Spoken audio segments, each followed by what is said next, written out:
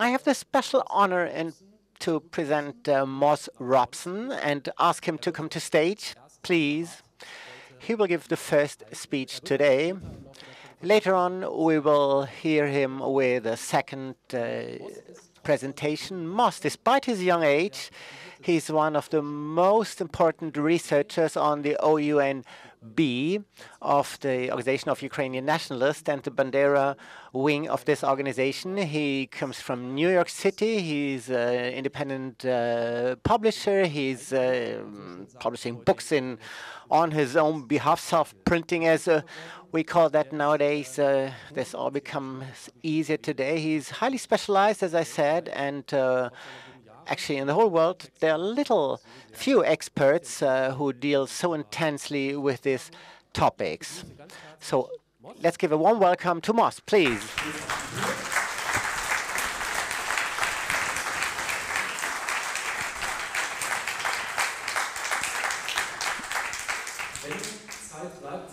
If there is time after his speech, after his time left, we will have a Q&A session.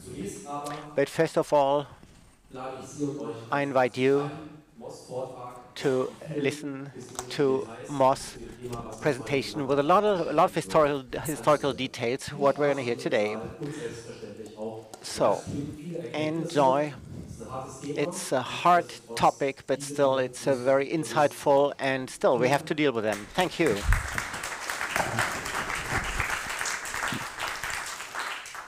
Good morning.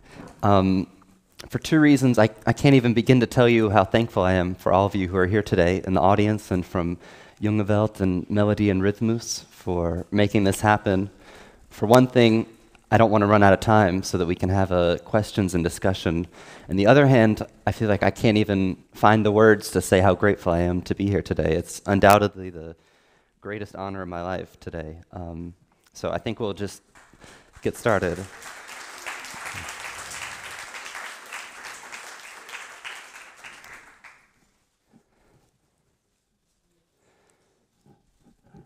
Can we pull up the slideshow?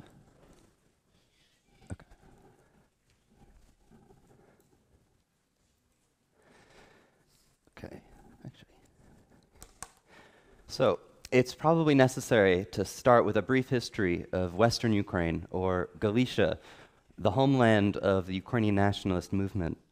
When the Nazis formed a Ukrainian division of the Waffen-SS, they called it the Galicia Division. On the one hand, Himmler did not want to acknowledge it as Ukrainian, and on the other hand, the name evoked memories of the long 19th century when this territory was part of the Austro-Hungarian Empire. Modern-day Ukraine and Russia, of course, shared an ancestral state, the medieval Kievan Rus, which included a principality of Halich to the west, and this is where the blue and yellow colors of Ukraine originated, as well as the golden lion associated with the Galicia division. For hundreds of years to come, these lands were dominated by the Poles, which led the Habsburgs to eventually support the proliferation of a Ukrainian identity as a counterweight to Polish ambitions. In his book, The Roots of Ukrainian Nationalism, Paul Robert Mogoshi wrote that Galician Ukrainians were, quote, loyal to the Habsburgs until the very end. Not for nothing, nationalist leaders like Stepan Bandera were born into this empire in the twilight of its existence.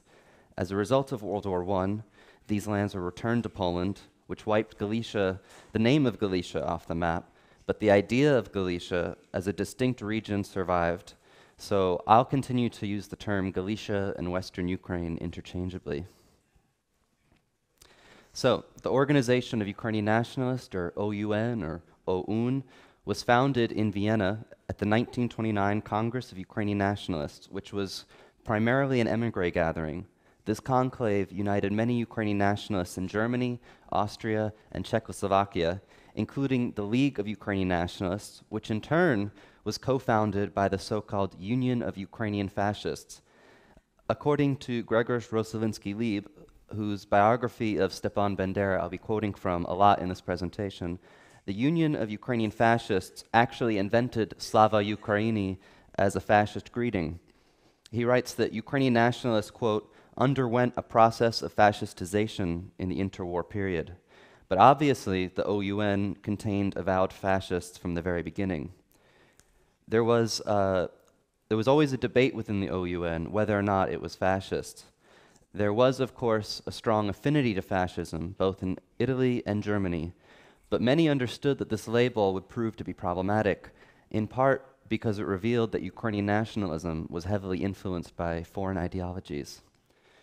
The founder of OUN, Yevhen Konovalets, his direct successor, Andrei Melnyk, actually wrote to Joachim von Ribbentrop in 1938 that the OUN was, quote, ideologically akin to similar movements in Europe, especially to National Socialism in Germany and fascism in Italy.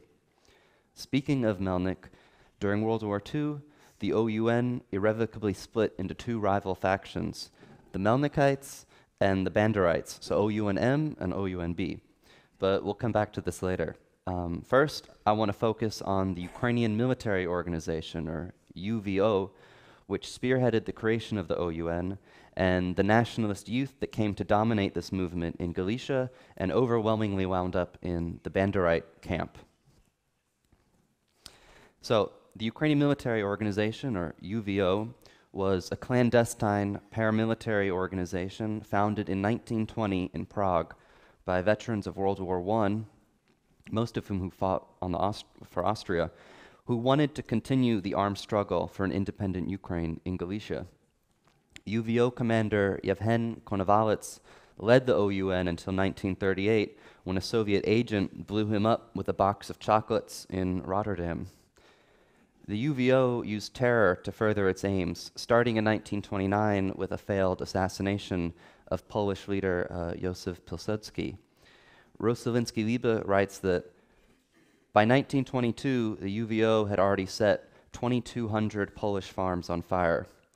That year, the organization also began to assassinate Ukrainians, so-called collaborators, that advocated for peaceful coexistence with Poles and participation in elections.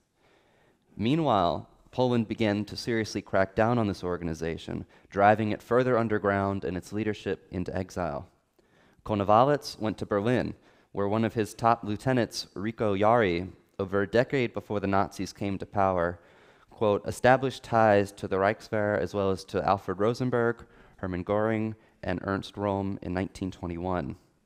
This is according to The Turn to the Right, a good book by a problematic author, Alexander Motyl, who later had his own turn to the right and became a serious apologist for the contemporary far right in Ukraine, as well as the OUN. Motyl has even favorably compared some of Ukraine's neo-Nazi leaders to Malcolm X and the Black Panthers. In any case, Motyl informs us that the UVO traded military intelligence for German financial and political support. Furthermore, the UVO also used Germany as a convenient site for training its cadres. And in 1926, the organization's leadership established its headquarters in Berlin. Here you have Konovalets, and this emblem you see is actually represents the military school of Azov, the famous neo-Nazi movement. So that's one example how Azov sees itself as, carrying in the footsteps of the OUN. So there's a picture missing, but so during the 1920s, as the UVO developed ties to Germany, it also allied itself to the radical nationalist youth movement, which was emerging at that time in Galicia. According to Motyl, the latter, quote, made several more or less original contributions to the Ukrainian nationalist worldview. Foremost among them was the creation of Ukrainian mythology, whose centerpiece was the cult of heroes. The UVO became more nationalist as these Ukrainians that were too young to fight in World War I grew up and replenished the ranks of the organization. According to Rossolinsky-Liebe, the younger generation were not exposed to this experience of World War I, and so they had a more romantic image of war and were more eager to use violence. Their greatest ideological inspiration came not from the older generation of OUN leaders, but the genocidal fascist Dmytro Dontsov, who actually refused to join the organization, in part because it was not uncompromising and extreme enough for him. Motil writes that Konovalets himself reportedly considered Dontsov to be a fanatic and egocentric whom one must accept as he is if he is not immediately to become a fanatical opponent. Furthermore, for Dontsov, anything but a complete and all-consuming hostility to Russia was a political sin of the greatest order. So Dontsov was, in a sense, the godfather of this dogmatic, even irrational hatred of everything Russian that we see today. According to Rosalinsky-Liebe, Dontsov sought to reverse the common or universal system of values and morality. Dontsov argued that all deeds that would help Ukrainians to achieve a Ukrainian state, regardless of their nature, were moral and right. He thereby encouraged the younger generation to reject common ethics and to embrace fanaticism, because, as he claimed, only fanaticism could change history and enable the Ukrainians to establish a state. Dontsov began to admire fascism in late 1922. By 1926, he had already translated parts of Hitler's Mein Kampf into Ukrainian and published them. For Dontsov, Hitler was the ideal of a fascist leader. The Ukrainian ideologist compared the Führer to Jesus and to Saint Joan of Arc. In addition to extreme nationalism and fascism, Dontsov also popularized anti-Semitism. In the late 1930s, he opted for the racist kind of anti-Semitism preached and practiced by the National Socialists in the German Reich. Nazi Germany was for him the ideal fascist state. There was a picture of him on the left, but I don't know where it went. Another big influence of Bandera's generation was Mykola Mikhnovsky, the grandfather of Ukrainian ethno-nationalism, who coined the slogan, "Ukraine for Ukrainians." He advocated for a greater Ukraine from the Carpathians to the Caucasus, and even instructed Ukrainians, "Do not marry a foreign woman because your children will be your enemies." The Banderites took this literally. By the end of World War II, according to Rosalinsky-Liebe, they regularly demanded that Ukrainians in mixed marriages kill their spouses and children. So Stepan Bandera, the son of a nationalist priest, was just 20 years old when the OUN was founded in 1929. He was truly a fanatic. As a student, he is known to have repeatedly tortured himself. Just add, masochism, actually, as a term, comes from a Polish writer in Galicia. So in a sense, Bandera was really a true Galician in that sense. Rosalinsky-Liebe tells us that Bandera had almost no contact with Russian and other Soviet citizens, whom the Ukrainian nationalists frequently called Muscovites. He knew them only as an abstract, demonized enemy. Within a few years, Bandera and his cohorts had taken control of the homeland executive of the OUN, that's in Galicia. In January 1933, as Adolf Hitler rose to power, a 24-year-old Stepan Bandera became the de facto homeland leader of the OUN. According to Rosalinsky-Liebe, OUN terrorism increased significantly under the leadership of Bandera. Vik Satsevich writes that in the early 1930s, OUN members in Galicia carried out 60 actual and attempted assassinations, in addition to several hundred acts of sabotage. The most high-profile case was the 1934 assassination of Bronislaw Piratski, the Interior Minister of Poland. So in 1935 to 36, there were two major trials of OUN members in Warsaw and then Lviv, which included many of the rising OUN leaders from the younger generation. The first trial concerned the assassination of the Polish Interior Minister, and the second dealt with several other crimes, most of them murders. According to Rosalinsky-Liebe, the lead prosecutor, whose name was Zelinsky, characterized the OUN as a company that murdered in order to make money. He stressed that murder and spying for other countries were the main sources of income for the OUN. However, because Germany and Poland had signed a non-aggression pact in 1934, the role of the Germans in supporting and perhaps even directing the OUN was ignored. So Bronislaw Piratski led the pacification of the UVO in Lviv, but perhaps more significantly, he had hoped, quote, to settle the Ukrainian problem by means of encouraging the participation of the Ukrainian population in elections. According to declassified CIA documents, his assassination, which coincided with a fundraising campaign for the OUN in the US and Canada, was also meant to be a demonstration of determination and power of Ukrainian nationalists in Poland. 2 weeks prior to his assassination, Piasecki reportedly held many successful conferences with Ukrainian leaders, as a result of which he became enemy number one of the OUN. So Mr. Matseko here, the OUN assassin who killed Piasecki, escaped to South America. In 1941, the US government came to believe that Nazi Germany offered Matseko a very considerable financial reward if he should have the same success with President Roosevelt. FBI Director J. Edgar Hoover warned Washington that he, quote, received information from a confidential source to the effect that Matseko was a German agent in Poland. Henry Field, the official anthropologist to the president, brought Roosevelt's private secretary an enlarged photo of the OUN assassin and suggested, quote, that if she ever saw this man, outside or inside the White House, she should ring for help. In 1941, Field wrote a memo on Ukrainian terrorists with a principal focus on Ivan Buchko, a Ukrainian Greek Catholic bishop then in the United States, and perhaps the greatest friend of the OUN in the Catholic hierarchy. In the next 5 years, after World War II, Buchko, the chief Ukrainian advisor to the Vatican, played a pivotal role in saving Ukrainian Waffen-SS veterans from being repatriated to the Soviet Union, and he helped put US intelligence in touch with Mykola Lebed, who had overseen the assassination of the interior minister. We'll come back to Lebed. So Stepan Bandera, and this is the biography by Rosolinsky-Liebe, which I highly recommend. Bandera wasn't known to be the homeland leader of OUN until the assassination. In both trials, his comrades took their cues from Bandera, whose antics included making fascist salutes, being forcibly removed from the courtroom, and insisting on speaking Ukrainian, although this was not allowed in Warsaw. In Lviv, where he had the opportunity to speak his native tongue, Bandera took full responsibility for the crimes of the OUN, and he made a very Donsovian speech in which he said, "The measure of our idea is not that we were prepared to sacrifice our lives, but that we were prepared to sacrifice the lives of others.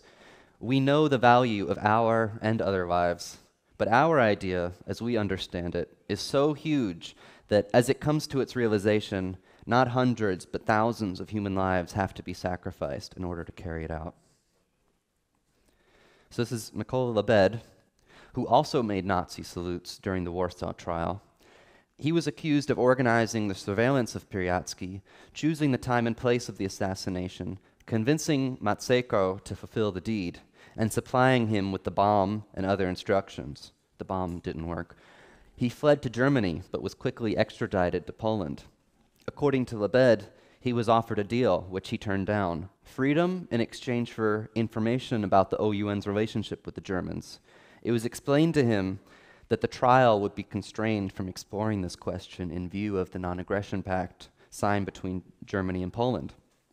15 years later, in 1949, after Lebed had broken with Bandera, the CIA smuggled him to the United States, where he remained on the CIA payroll throughout the Cold War. In 1952, the agency shielded Lebed from a criminal investigation by the U.S. Immigration and Naturalization Service, which considered him a terrorist and a Nazi collaborator. But the CIA cast doubt on his involvement in the 1934 assassination. Allen Dulles, then deputy director of the CIA, made Lebed a U.S. citizen on the basis that he was engaged in operations of the first importance and therefore of inestimable value to this agency. The CIA put Lebed in charge of a CIA front company that soon became, quote, one of the most authoritative Ukrainian publishing houses in the United States, according to historian John Paul Himka. In 1952, the CIA gave Lebed a list of questions in connection with clearing his name.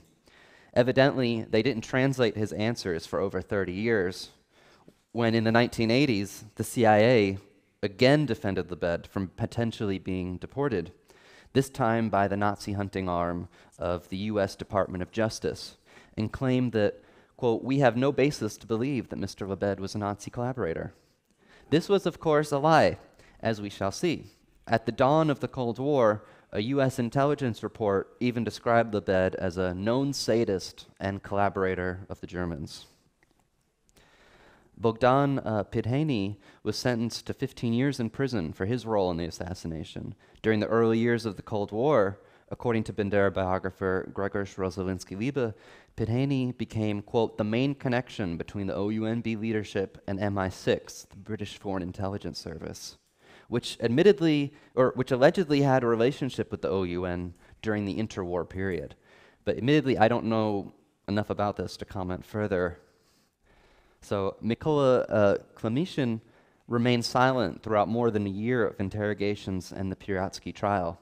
Later in life, he received an honorary degree from the Ukrainian Free University in Munich, emigrated to the United States in 1949, and according to Rosolinski-Liebe, became an important progenitor of Bandera's cult. But he, quote, was honest enough to admit that dark spots in his publications had been whitewashed at the personal request of Stepan Bandera. He lived until 2003 and died in our next speaker, Russ Ballant's hometown of Detroit. Yaroslav Stetsko, an ideologue of the Banderites, served as the deputy head of the political ideological apparatus of the OUN leadership in Galicia. In 1938, the OUN newspaper in Canada published a viciously anti-Semitic article by Stetsko. According to Orest T. Martinovich, the historian who dug this up, Stetsko, quote, insisted that Jews were nomads and parasites, among other things, and he prided Ukrainians as the first people in Europe to understand the corrupting work of Jewry. Furthermore, Martinovich writes, Stetsko's article placed Jews at the center of an international conspiracy by suggesting that Jewish capitalists and Jewish communists were collaborating to promote Jewish interests. During the 1936 trial of OUN members in Lviv, Rosolinski-Liebe tells us that Stetsko was removed from the courtroom and punished with 24 hours in a dark room for making a fascist salute. 10 years later, Stetsko became the leader of the Anti-Bolshevik Bloc of Nations, or ABN, which Scott and John Lee Anderson described in their 1986 expose of the World Anti-Communist League as, quote, the largest and most important umbrella for former Nazi collaborators in the world. Russ can tell you more about them. But 1983, Stetsko was invited to the White House, in part to celebrate the 40th anniversary of the ABN, Anti-Bolshevik Bloc of Nations. And with the same hand he used to make a fascist salute, he shook hands with Ronald Reagan and Vice President George Bush. So Roman Shukevich, the military chief of the OUN leadership in Galicia, would later become supreme commander of the Ukrainian Insurgent Army, or UPA, the 1940s paramilitary wing of the Banderites. This made Shukevich the leader of, quote, one of the most violent ethnic cleansing episodes in 20th century Europe, as historian Jared McBride described the UPA's barbaric campaign to wipe out the Poles in western Ukraine. For this, the Banderites have numerous oversized Shukevich busts in North America. This one here is in Edmonton, Alberta. He was indisputably a Nazi collaborator, even if one subscribes to the Ukrainian Nationalists' falsified version of history, according to which the UPA was an anti-Nazi resistance force that even saved Jews. Shukevich was the Ukrainian commander of the German-led Nachtigall Battalion, which marched into Nazi-occupied Lviv in 1941, and then he became a captain in Schutzmannschaft 201, a Ukrainian auxiliary police battalion. Both of these Nazi formations participated in the murder of Jews, especially the latter. So in 1938, when the New York Times reported the death of OUN leader Yevhen Konovalets, they called him a leader of the Ukrainian Nationalist movement and chief of the Ukrainian press agency in Berlin.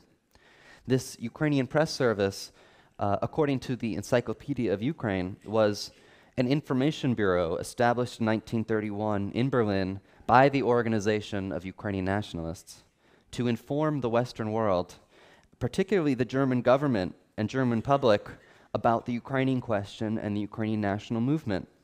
The service maintained contacts with similar bureaus and offices maintained by the OUN in New York, Geneva, London, Paris, Rome, Prague, Madrid, Brussels, Vienna, and Kaunas. That is to say, the OUN pushed pro-Nazi propaganda on Ukrainian communities around the world from Berlin. In 1938, Orest Chemerinsky, one of the directors of the Ukrainian press service, a Melnykite, later killed by the Nazis, wrote a pamphlet on the age of nationalism, in which as he explained, Ukrainian nationalism uses the term nationalism in the same way as German and Italian nationalisms use the term National Socialism and fascism. These nationalisms, fascism, National Socialism, Ukrainian nationalism, and so on, are the various national expressions of one spirit, which is marching against the same opponents, demo-liberals on one side and communist Bolshevism on the other, and taking the path of a revolutionary struggle for the highest development of their respective nations. So Rico Yari, who I mentioned earlier, apparently the first director of the Ukrainian press service, was known to be the OUN's chief representative in Berlin and its liaison to German military and its intelligence agency, the Abwehr. It was he who, quote, established ties to Rosenberg, Göring, and Rome in 1921. Alexander Motil writes that Yari was, quote, born to well-established German colonists in Galicia, and he led the intelligence sector of Konowalitz's terrorist Ukrainian military organization. According to Rosalinsky-Liebe, as, quote, the financial officer of the OUN leadership in exile, Yari allegedly discussed the plan to take power in the OUN with Bandera, Shehevich, Lebed, and Stetsko not long after World War II began. A former member of the Ukrainian military organization once testified about Yari, he is a German. In fact, he does not speak Ukrainian very well. In any case, he knows many of the officers of the German General Staff. And as I said before, during the Cold War, Mykola Lebed was put in charge of a CIA front company, the Prolog Research Corporation, which became a major Ukrainian publishing house in the United States. And I want to highlight 3 editors of this pro-Nazi Ukrainian press service that later wound up working for Prolog. So Bogdan Kordyuk, Bandera's predecessor as the OUN leader in Galicia, moved to Berlin in January 1933, the month that Hitler became chancellor. Over a year later, at an OUN conference in Geneva, he presented a paper titled The International Politics of Ukrainian Nationalism. Historian Marek Wojnar wrote that it seemed to point to the emergence of a new radical geopolitical vision among the younger generation of OUN activists in the first half of the 1930s. That is, an imperialist greater Ukraine and a Berlin, Rome, Kiev triangle that could not only extinguish communism, but break up the Soviet Union and Russia itself. Kordyuk declared that small nations will be used not only as a decentralization material against Moscow, but we will also build our messianism and imperialism on that basis. In other words, Ukraine should liberate the so-called subjugated nations of Russia and turn them into vassals of Kiev. Ukrainian nationalists, he said, could be co-creators of the New World Order, and he argued that Ukrainians were in fact the master race. Hitler, of course, had other ideas. Miroslav Prokop succeeded Mykola Lebed as the president of the CIA-funded Prolog Research Corporation in 1973. Toward the end of World War II, they were both dispatched by the OUN-B to make contact with the Western Allies. And so they're buried next to each other in New Jersey, where I was born. According to Rosalinsky-Liebe, the day after Operation Barbarossa began, Vladimir Stakiv, quote, sent Hitler an official letter in which he wrote that the OUN believed that the Jewish Bolshevik impact on Europe would soon be checked. Furthermore, later in life, his brother alleged that Lebed asked him to forget and not to mention uncomfortable elements of the past, such as Bandera's direction to the movement in late 1941 to repair relations with Nazi Germany and to attempt further collaboration with the Nazis. Given what we know about the OUN's relationship with the Germans, it should not be surprising that they received support from the Abwehr, or German military intelligence, which made plans for a potential Ukrainian uprising in Poland to be led by the OUN when the Nazis invaded in 1939.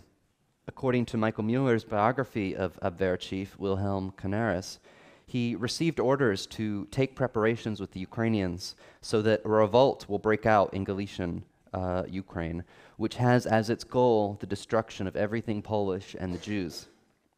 According to Rosalinsky-Liebe, the OUN decided that the timing was not right to launch its so-called national revolution, but it established a militia which attacked and killed Jews, Poles, and Ukrainian political opponents before the Red Army invaded Poland. The Abwehr cut off relations with the OUN in late 1940, but re-established ties to the Banderites by 1941, probably thanks to Rico Yari, whom Mueller described as an Abwehrman.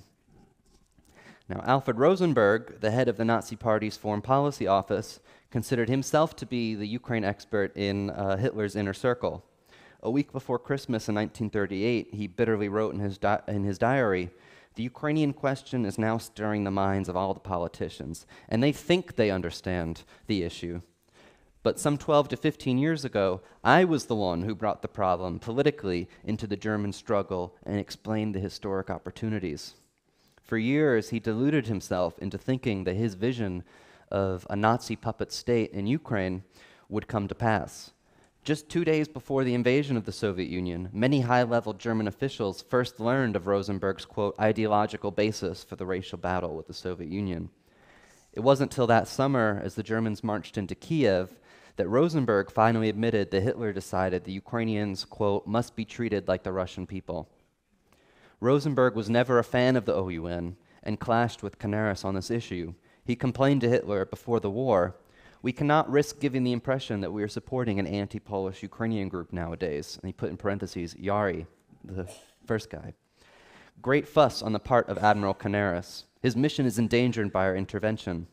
Rosenberg's staff director concurred that the OUN was entirely unfit to lead a political operation to seize hold of the Ukrainian population. So the Nazis were never fully on board with the OUN, which, like Rosenberg, deluded themselves into thinking that their alliance with Nazi Germany was viable. So from the start, the OUN pursued what Vik Satsevich called a dual strategy of political lobbying and guerrilla operations. In the late 1920s and early 1930s, Konovalets and other OUN leaders traveled to the US and Canada to establish front groups which served as the foundation of an OUN network in North America. The diaspora in North America was seen as an important piece of the strategy, according to Satsevich, insofar as it would help keep the Ukrainian cause in the public eye and help OUN leaders cultivate relations with the American government.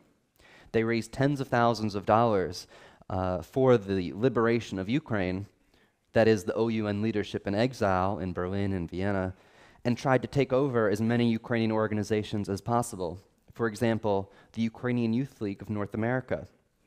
In 1937, the outgoing president of this youth league distributed a pamphlet at their convention titled Nationalism and Fascism, and he made a speech to warn, quote, that Ukrainian nationalism, as exemplified by the OUN, was fascistic and therefore a menace to the Ukrainian American movement. 2 years later, the editor of the Youth League's magazine made a similar stand to expose malignant growth in Ukrainian American life and its anti-democratic elements. She demanded the opportunity to present evidence, quote, that Ukrainian nationalists had at times identified themselves with fascism. Among other things, she read a statement purporting to recommend that the Organization for the Rebirth of Ukraine, the original OUN front in the United States, pattern itself upon the Ku Klux Klan. This Organization for the Rebirth of Ukraine, or ODVU, was first chaired by Gregory Herman, seen right here, and a U.S. Army Reserve officer from Pennsylvania. By 1940, Herman got spooked and told the FBI that the OUN had taken advantage of him and used him as a front to do the Nazis' bidding. He bizarrely claimed that Hitler personally controlled the OUN.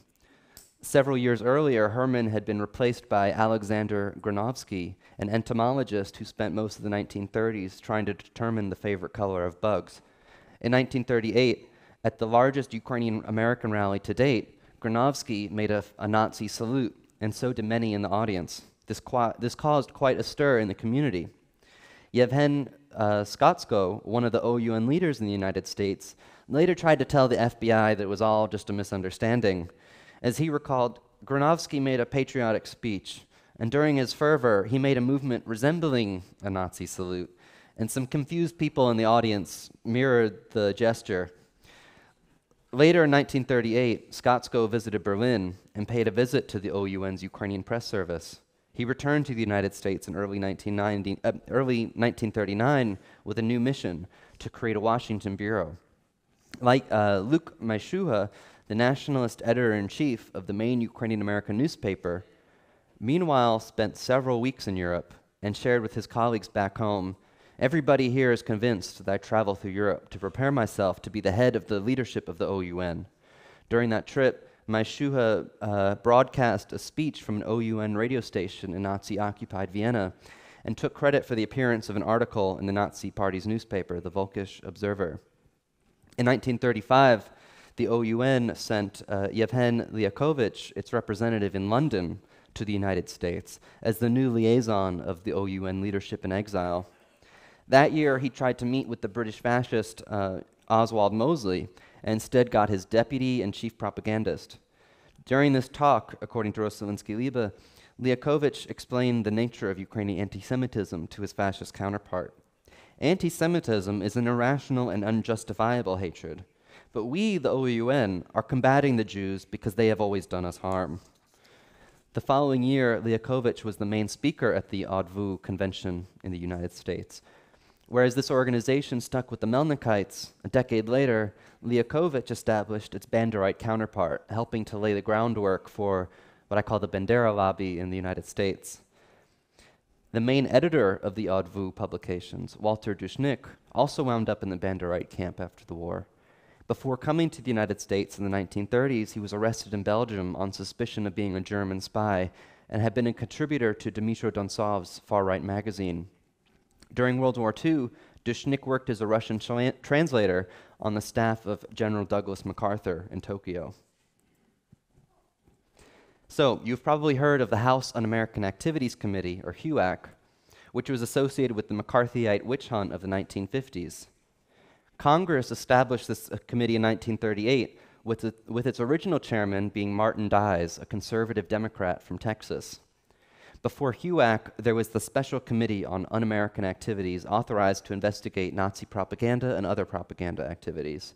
Its co-chairman, Democratic Congressman Samuel Dickstein from New York, criticized HUAC in August 1938 for failing to expose Nazi and fascist activities in the United States and asserted that the committee was on, quote, a red-baiting excursion.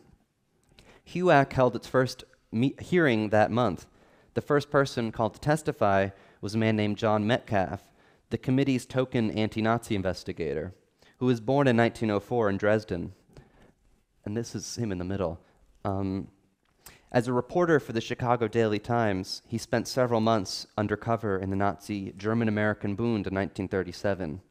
"I have covered approximately 20,000 miles of the American Nazi front in the United States," claimed Metcalf, dressed in his Bund uniform.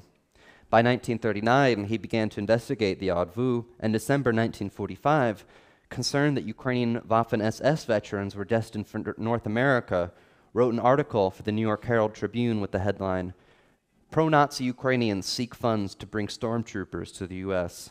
State Department investigates attempts to revive pre-war movement by getting anti-Soviet Hitler riflemen in as worthy refugees." So just days after Metcalf testified to HUAC, Dies abruptly switched his committee inquiry from Nazism to communism. HUAC's other investigator, Edward Sullivan, an Irish-American Nazi, had returned from Hollywood and declared it a hotbed of communism. In 1934, he saluted Adolf Hitler and denounced, quote, "dirty, lousy, stinking Jews" at a mass meeting in New York of the Friends of New Germany, the Nazi predecessor of the German-American Bund, which was had even closer ties to Hitler's regime. Historians have credited Sullivan with, quote, "sparking the committee's infamous witch hunt for communists in Hollywood." About 2 weeks later, he spoke at a banquet of the Ukrainian Youth League of North America, and the following year established a Ukrainian American Education Institute in Pittsburgh, Pennsylvania. In fact, as crazy as it sounds, Sullivan was so close to the American OUN network that he became its de facto leader in Pittsburgh. So perhaps it should come as no surprise then that HUAC's interest in the OUN was said to have stopped almost as soon as it started. Nevertheless, it dealt a major blow to the prestige of the nationalists in the United States. In late September 1939, almost a month after the Nazis invaded Poland, Emil Reviuk gave stunning testimony to HUAC about the OUN's pro-Nazi hijacking of the Ukrainian community. Reviuk, a socialist, at that time was president of the United Ukrainian Organizations of America, an umbrella organization which had otherwise been taken over by the nationalists and almost exclusively raised money for the OUN leadership in Europe. Any time OUN leaders visited the United States, they received checks from this organization. Reviuk provided lots of damning evidence to HUAC, including his correspondence with nationalist leaders. As reported by one newspaper in Washington, D.C., an international organization with headquarters in Berlin and Vienna has worked for years to organize 800,000 Ukrainian-born Americans along Nazi lines and has solicited funds from them to establish a Führership in the Ukraine, the House Un-American Activities Committee was told today by Emil Reviuk. The money, he explained, was sent to OUN in Berlin for distribution by its executive committee, the Provid. Mr. Reviuk said that several members of the Ukrainian Nationalist Inner Circle in Germany came to the United States last year to attend the meetings of Ukrainian Nationalists in Jersey City. At these meetings, the Nazi salute was given, he said. The witness testified that all policies of OUN were dictated by the inner circle of the Ukrainian nationalists in Germany. But Martin Dies was more interested in justifying an anti-communist crusade, and so it went that Reviuk's testimony inspired the chairman to call on the government to proceed against communists on as broad a scale as possible.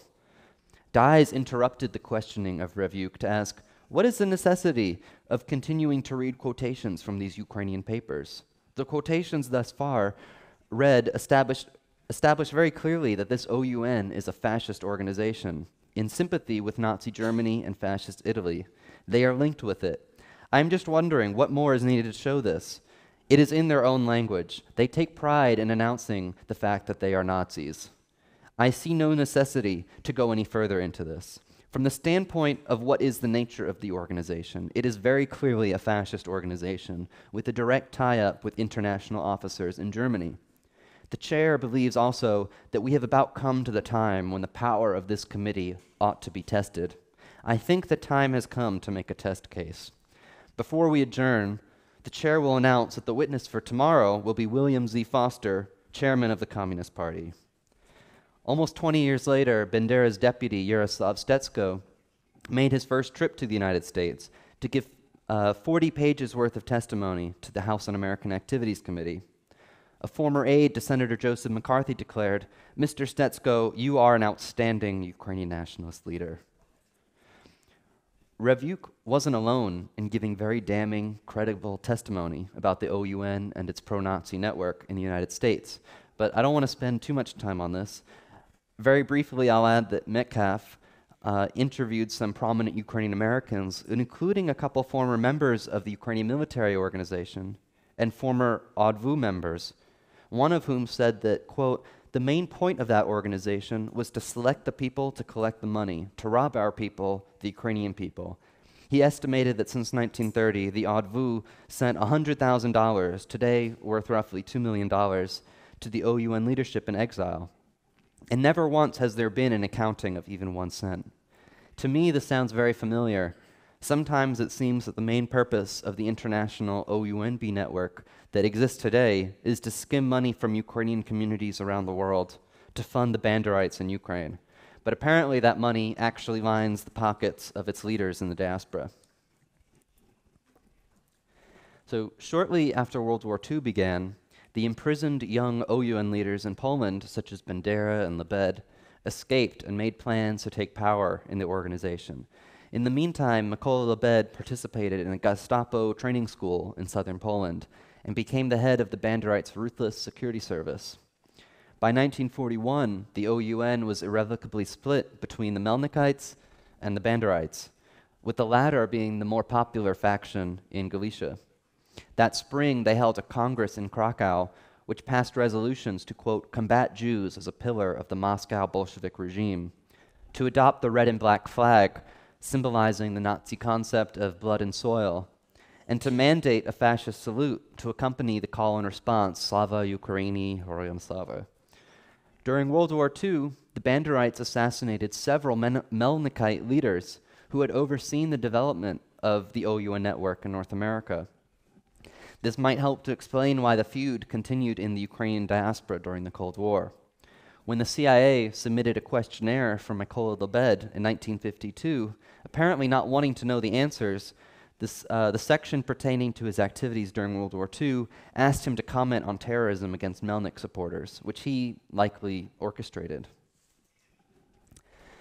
So in the summer of 1941, the Banderites marched east with the Nazis and helped to inaugurate the Holocaust by bullets in Ukraine. When they reached Soviet territory, they were in for a shock, writes historian Karol C. Burkoff. Evidently, the vast majority of Soviet Ukrainians in Nazi-ruled Ukraine did not collectively blame the Russians for anything, including the 1932-33 famine. The average Ukrainian did not consider Soviet rule a Russian project and did not consider his or her Ukrainian identity primary or even particularly relevant. There is hardly any evidence for significant popular support for an independent Ukrainian state. Even under the Nazi regime, ordinary people remained little interested in ethnicity, let alone nationalism. According to Burkoff, Western Ukrainians, quote, encountered a conviction that they were Germans, or sometimes Poles. In large part, this was because these Ukrainians were much better dressed. Moreover, their language differed from the Ukrainian spoken in Soviet Ukraine. In one town, a Banderite task force in July 1941 had trouble convincing the people, as one member recalls. "We are not Germans. We are your brothers, Ukrainians from the Western lands. From Galicia, I add, to be on the safe side." Although it was dark, the people, curious about the Germans, slowly gathered around us as if at a meeting. "So there haven't been any Germans here?" I ask again. "No, only you." "Yes, but we are not Germans. We are just like you. Can't you tell by our language?" "Yeah, it looks like the Germans can talk like us," one of them answered. In Western Ukraine, the Banderites tried to set up a pro-Nazi administration, which was soon repressed by the Germans, who never approved of such actions. On June 30th in Lviv, the OUN-B first announced the restoration of Ukrainian statehood and a short-lived government. Its so-called Prime Minister, Yaroslav Stetsko, the one who would shake hands with Reagan years later, declared, "The newly formed Ukrainian state will work closely with the National Socialist Greater Germany, under the leadership of its leader Adolf Hitler, which is forming a new order in Europe and the world, and is helping the Ukrainian people to free itself from Muscovite occupation." Some other positions in this government, who we've already mentioned, Mykola Lebed as Minister of State Security, Vladimir Starkiv as Minister of Foreign Affairs, and Roman Shachevich as Deputy Minister of Defense. The next day, an OUN-B militia spearheaded a massive Nazi pogrom in Lviv. As the Banderites and Germans reached other towns and cities in western Ukraine, the same thing happened. The Banderites declared statehood and helped to murder the Jews. According to John Paul Himke, the region witnessed over 150 pogroms that summer. Within days, Bandera and Stetsko were put on house arrest in Berlin. Mykola Lebed, therefore, became the acting leader of OUN-B. 10 years later, he recalled for the CIA, "At the suggestion of Colonel Yari, I had a conversation with representatives of the Wehrmacht. The Germans offered to grant the Banderites administrative power in exchange for withdrawing their declaration of independence. When I rejected that proposition, the discussion ended with a formal cessation of cooperation. One of the German representatives declared that we part as friends and enter a state of belligerence. He said he did not know how or when we would meet again, but he wished us well." It is a popular myth that the Nazis immediately cracked down on the Banderites in a harsh manner. It wasn't until later that summer, after the assassination of two important Melnykite leaders, including one of the main organizers of the OUN network in North America, that the Germans began to shoot OUN-B members and put many of its leaders, including Bandera and Stetsko, into concentration camps as privileged political prisoners. Most of them were released in 1944 when the Nazis and OUN secretly started to collaborate once again. In 1941 to 42, rather than resist the Germans, who were obviously not going to support them, the Banderites joined Ukrainian police formations, which played a very important role in perpetrating the Holocaust. The Melnykites behaved in a similar fashion, but I don't have time to talk about this. The Nazis also turned on them some months later. Bandera and Stetsko tried to salvage their organization's relationship with Germany to no avail. According to Rosolinski-Liebe, in the fall of 1941, Lebed organized an OUN-B conference at which it was decided that the OUN-B should not oppose the Germans, but should go underground. He also writes that in March 1942, the OUN-B local leaders issued orders to their members to join the police en masse. They tried to have at least one OUN-B member in every police unit in order to control the police force. In his book, Ukrainian Nationalists and the Holocaust, John Paul Himka quotes a former Ukrainian policeman. "To work in the German police, you have to be a non-human, worse than any animal." They participated in just about every aspect of the Holocaust in Ukraine. So now we come to the UPA, or Ukrainian Insurgent Army. And here you have pictures of Azov, the neo-Nazi movement, recreating old photos. And here you have some veterans. The Banderites launched the Ukrainian Insurgent Army, UPA, in 1943 and called upon their members to defect from the Nazi police, which they did with their German training and weapons. They formed the core of the UPA, which set out to ethnically cleanse as many Poles in western Ukraine as possible. They massacred tens of thousands of Poles, often with farm tools to save ammunition. By that point, most Jews in the region were dead, but the UPA hunted their survivors in the forest and were so ruthless that some actually fled to the Germans for protection. One UPA song went, "We slaughter the Jews, we'll slaughter the Poles, old and young, everyone. We'll slaughter the Poles, we'll build Ukraine." Many have accepted the lie that the UPA was an anti-Nazi resistance movement. As Himka tells us, unlike the Soviet partisans, the nationalists had no interest in sabotage operations that would have undermined the German war effort against the Soviets, such as derailing supply trains destined for the Eastern Front. Rosolinski-Liebe writes that UPA attacks on Germans were mainly to obtain their weapons and equipment, or to prevent them from taking food from the population. In other words, they did so out of necessity. After studying the biographies of more than 300 OUN-B and UPA leaders, political scientist Ivan Kachanovsky determined that at least 74% of the top-ranked UPA leaders collaborated with Nazi Germany and or other Axis countries during World War II. In 1944, the Banderites began to negotiate with the Germans, which led the Nazis to release many OUN leaders and utilize the UPA as a stay-behind force to slow the Soviet advance. In December, according to Rosolinski-Liebe, the Abwehr took Bandera and Stetsko to Krakow, where they helped the Abwehr Commando number 202 prepare a Ukrainian unit for parachuting into the hilly surroundings of Lviv. The Germans gave the unit 1 million rubles, stolen in Russia, which sum the troop was to transport to Shehevich, the supreme commander of UPA. After the war, Yuri Lopatynsky, the courier that the Nazis parachuted into western Ukraine, returned to Germany as a liaison of the UPA to Western intelligence. Later in life, after the CIA also tried and failed to exploit the UPA as a stay-behind army, Lopatynsky became a CIA spotter for hot war agents, that is, Ukrainians to be parachuted into the Soviet territory after a theoretical nuclear strike to prepare for the arrival of U.S. Special Forces. He's also buried in New Jersey next to Mykola Lebed. And so this is Lebed, and that's Bandera. By 1942, a year after the FBI began to investigate pro-Nazi Ukrainians in the United States, the Banderites began to think about improving their image to appeal to Western powers for support after the coming defeat of Nazi Germany. According to Himka, an OUN-B military conference in October decided, "It is necessary to be careful with the Jews, inasmuch as they have great influence in England and America."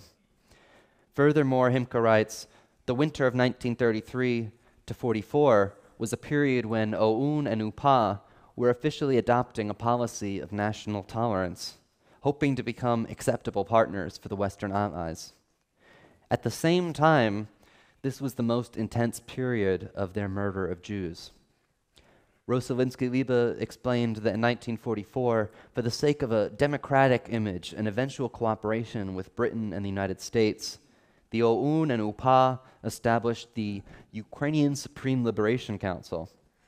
Himka quotes a high-ranking Banderite in Volhynia who told his Soviet captors about this allegedly democratic underground government of the OUN-UPA. "No such organization exists. It exists only on paper in OUN's printed propaganda." But it served its purpose. The Banderites dispatched Mykola Lebed to Western Europe as the head of the so-called foreign representation of the Ukrainian Supreme Liberation Council, which set him on a collision course with Stepan Bandera, who refused to submit to this body and rejected its mostly superficial reforms. In 1946, Lebed wrote a book about the UPA, which according to Rosalinsky-Liebe was, quote, perhaps the first comprehensive post-war publication that not only denied the OUN and UPA's atrocities, but also argued that the UPA helped ethnic minorities in Ukraine, in particular Jews.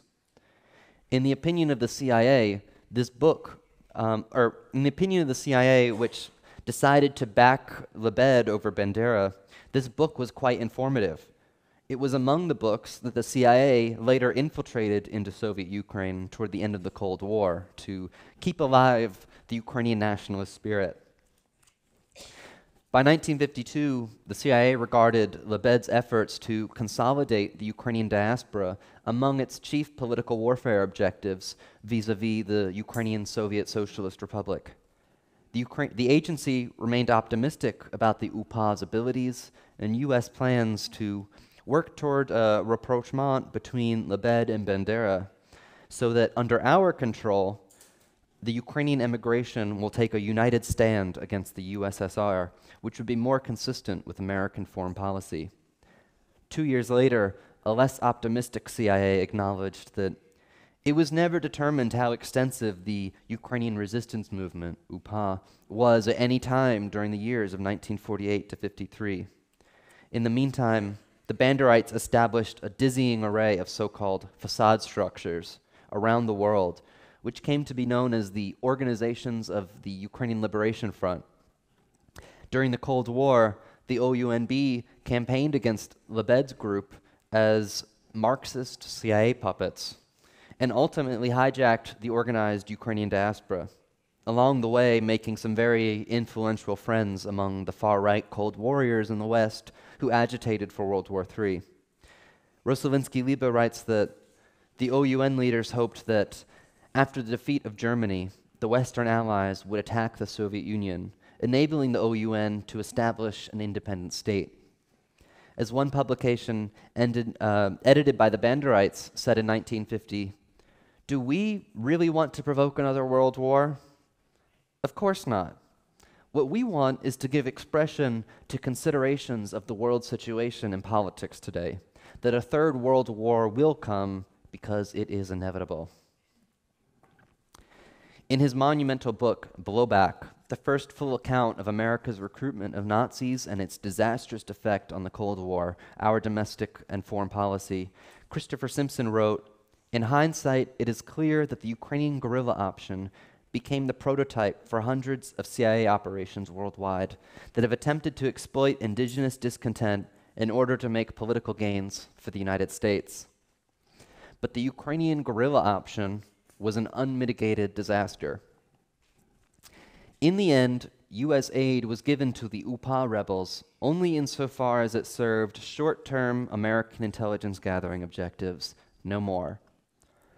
What this meant in strategic terms was that the Ukrainians were used as martyrs, some of whom died bravely, some pathetically, and grist for the propaganda mills of both East and West. And reading this, I'm reminded of today's proxy war in Ukraine. Yeah, so thank you. That's